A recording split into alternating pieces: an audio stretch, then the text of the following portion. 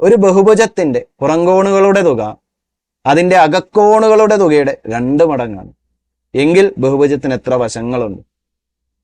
So ബഹുഭുജം എന്ന് വെച്ചാൽ polygons എന്ന് പറയും. അതായത് 2ൽ കൂടുതൽ വശങ്ങളുള്ള അടഞ്ഞ രൂപങ്ങളെയൊക്കെ നമുക്ക് ബഹുഭുജങ്ങൾ എന്ന് പറയാം. ത്രികോണം, ചതുർഭുജങ്ങൾ, പഞ്ചഭുജം, ഷഡ്ഭുജം ഇതൊക്കെ ബഹുഭുജങ്ങളാണ്. അപ്പൊ നമ്മളിവിടെ ചോദ്യത്തിൽ പറഞ്ഞത് ഒരു ബഹുഭുജത്തിന്റെ പുറംകോണുകളുടെ തുക അതിന്റെ അകക്കോണുകളുടെ തുകയുടെ 2 മടങ്ങാണ്.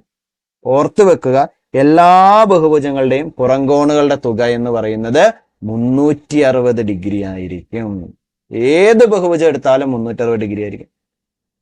ഇവിടെ പുറംകോണുകളുടെ തുക അകക്കോണുകളുടെ തുകയുടെ 2 മടങ്ങാണെന്ന് പറഞ്ഞ സ്ഥിതിക്ക് നമുക്ക് അകക്കോണുകളുടെ തുക 180 ഡിഗ്രി ആണെന്ന് തിരിച്ചറിയാം.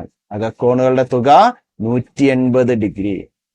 ഇനി ഇപ്പം തന്നെ ഉത്തരം കിട്ടും. 180 ഡിഗ്രി അകക്കോണുകളുടെ തുക വരുന്ന ബഹുഭുജം ത്രികോണമാണ്. ത്രികോണത്തിന് എത്ര വശങ്ങളുണ്ട്? 3. അപ്പൊ നമ്മുടെ ഉത്തരം 3 ആയി. ഇനി നമുക്ക് അറിയില്ലെങ്കിൽ നമുക്കൊരു ഇക്വേഷൻ ഉണ്ട്.